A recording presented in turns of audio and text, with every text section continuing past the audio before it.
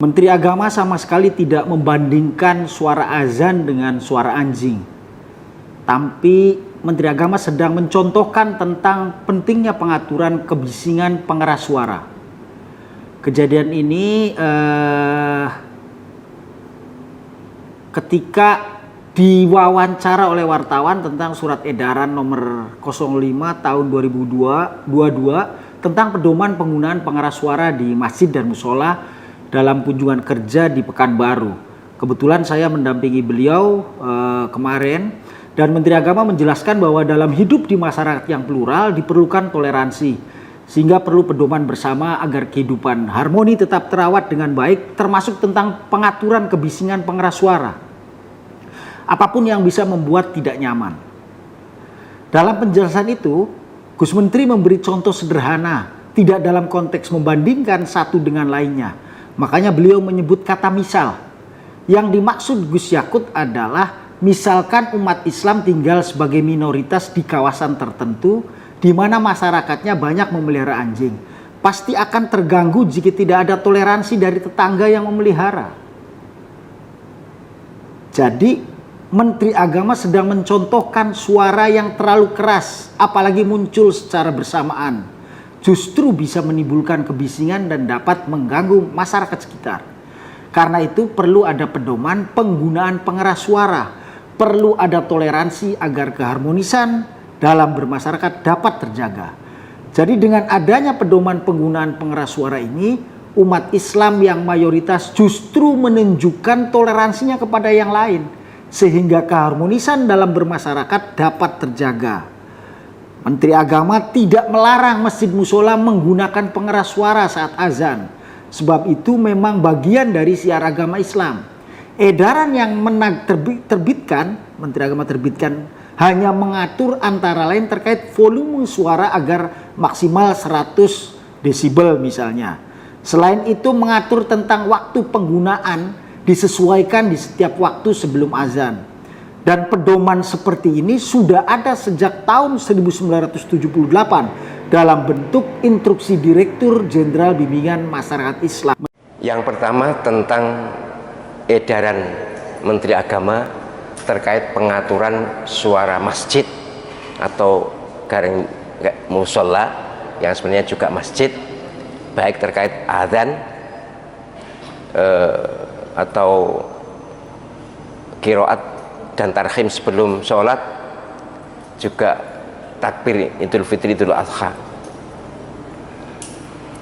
Itu sesungguhnya antara plus dan minusnya banyak minusnya, antara untung dan ruginya banyak ruginya. Mengapa?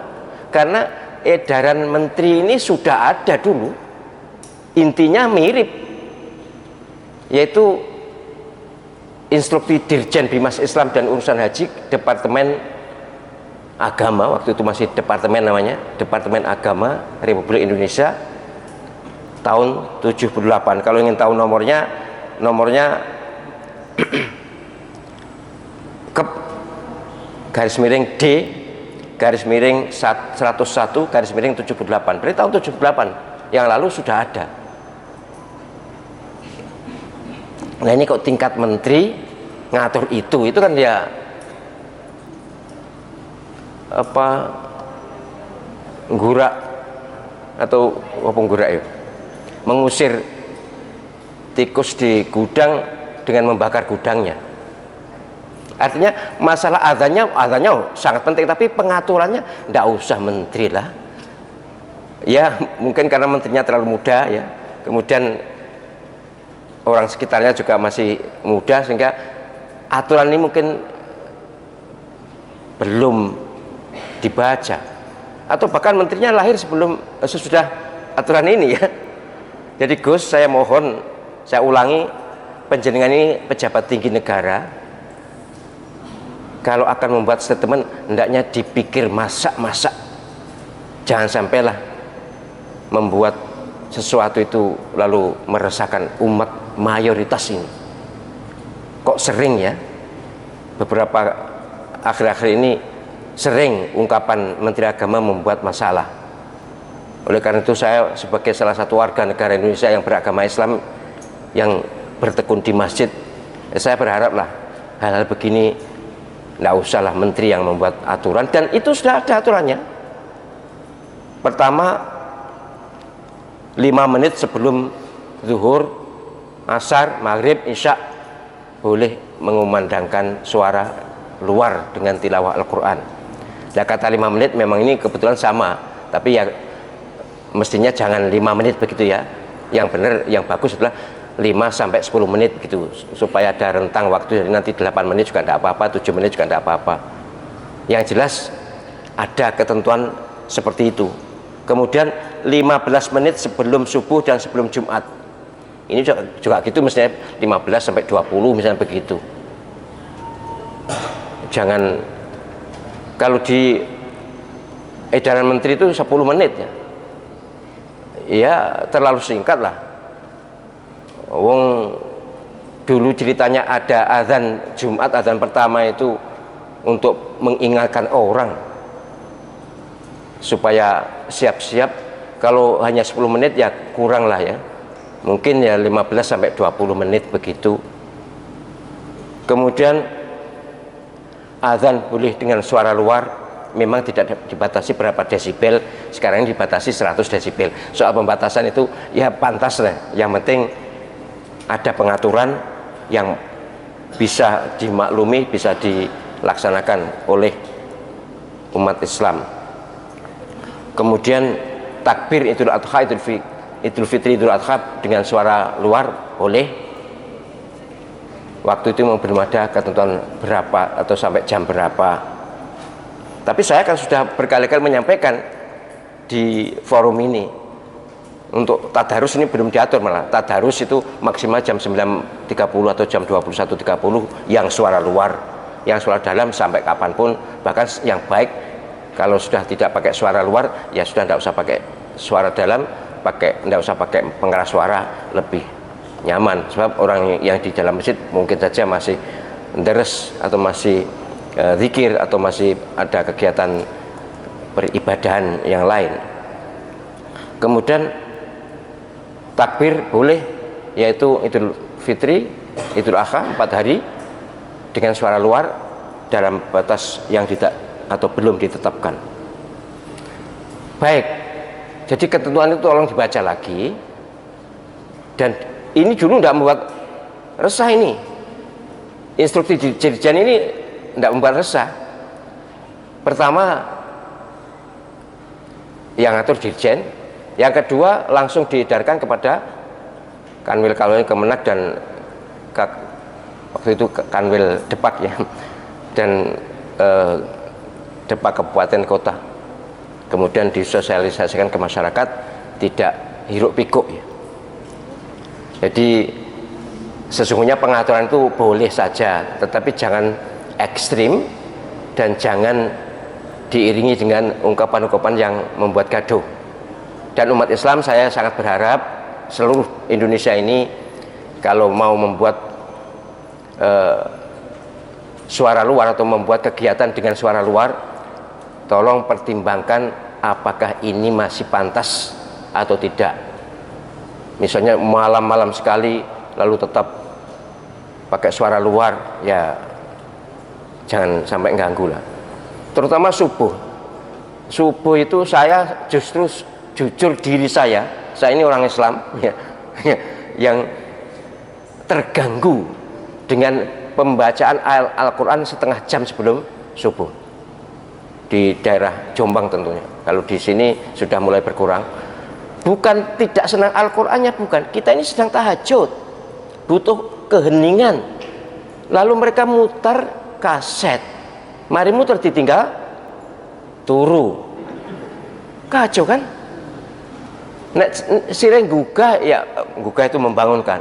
Saya yakin orang yang sudah biasa bangun tidak usah dibangunkan, ya kebangun. Walaupun digugah, dibengoi atau diteriaki, kalau tidak biasa bangun tidak akan bangun.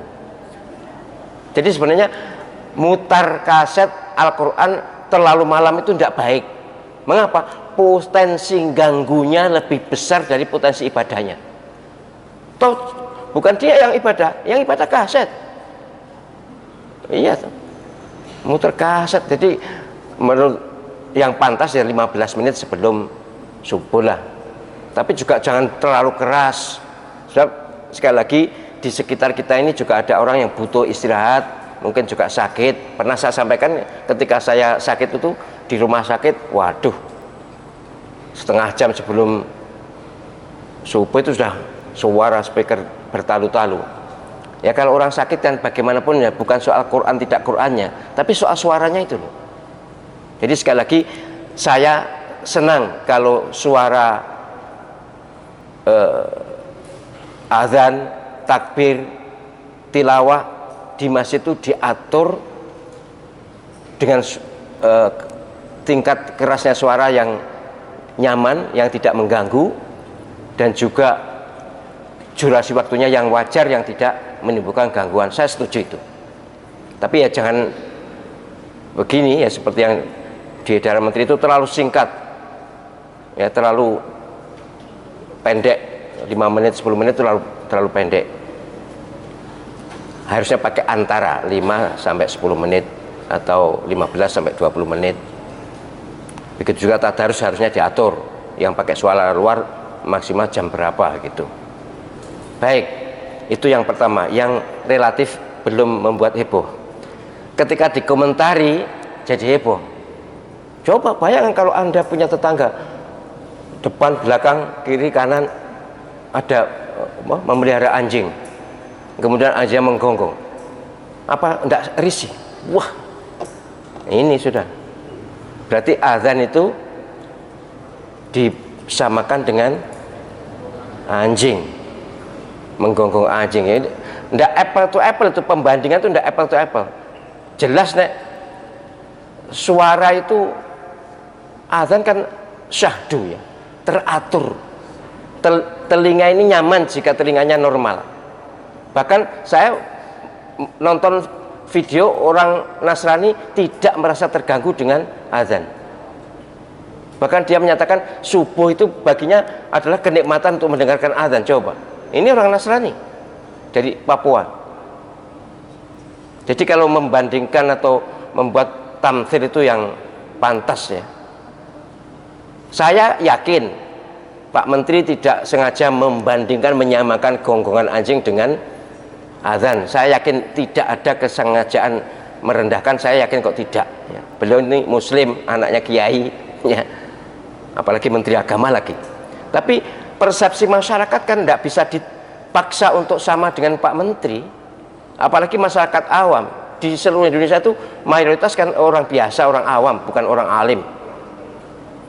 Ya langsung nancap, terkesan, oh ini azan dipadak nih karo jegoknya asu, kan gitu kan.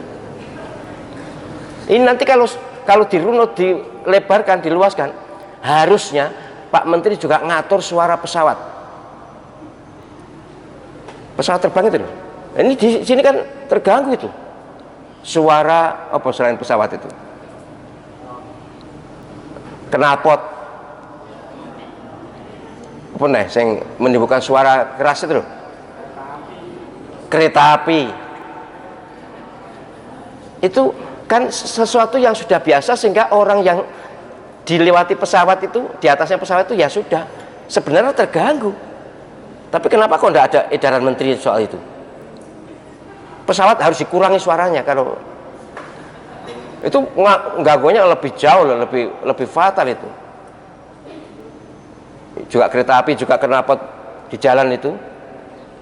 Jadi soal terganggu tidak terganggu sesungguhnya juga relatif, tetapi yang fatal memang ini loh, gonggongan anjing untuk mengulas suara azan. Ini jelas salah. Jadi saya berharap Pak Menteri dan orang sekitarnya Pak Menteri tidak usah berargumen lah ya, tidak usah pakai klarifikasi AIU, tidak usah, langsung mohon maaf. Itu yes banget. Prestis dan martabat menteri lebih tinggi ketika langsung mohon maaf daripada stafnya bulat-bulat membuat alasan ini, oh tidak ada begini, tidak sengaja begini. Saya yakin tidak sengaja melecehkan azan dibandingkan dengan gonggongan anjing, atau dulu kemarin itu apa, kidung ya, kidung dengan, kalau itu sengaja itu membuat kidung karena dibuat puisi lebih nyaman mendengar kidung daripada suara azan kan itu. Kalau itu sengaja itu harusnya juga diproses penghinaan itu. Kalau ini enggak sengaja, spontanitas ya. Nah, tetapi ini loh, kebiasaan pejabat itu atau tokoh yang sudah ya populer itu susah untuk minta maaf. Lebih baik beralibi, berdalil, klarifikasi, pret. Itu malah menjatuhkan, menimbulkan persepsi miring. Kalau salah ya langsung akui salah, mohon maaf, itu perwira banget, itu bagus banget. Jadi orang minta maaf itu tidak jatuh, kecuali nanti kalau soal urusan diplomasi, memang diplomatik ya, kalau soal diplomatik minta maaf itu berkonsekuensi. Kalau ini tidak. Tapi kalau tidak salah ya seperti zaman 65 umat Islam atau presiden suruh meminta maaf pada PKI, oh ya no banget, itu tidak salah kok. Suruh minta maaf itu konsekuensi moral dan konsekuensi finansial. Tapi kalau ini kesalahan seperti ini, minta maaf, bagus sudah. Setelah minta maaf, jelaskan bolehlah. Tapi minta maaf, ngaku salah, minta maaf, kemudian jelaskan. Jangan dijelaskan bulat-bulat, stafnya ini, staf itu menjelaskan malah nggak jelas, malah menjatuhkan itu.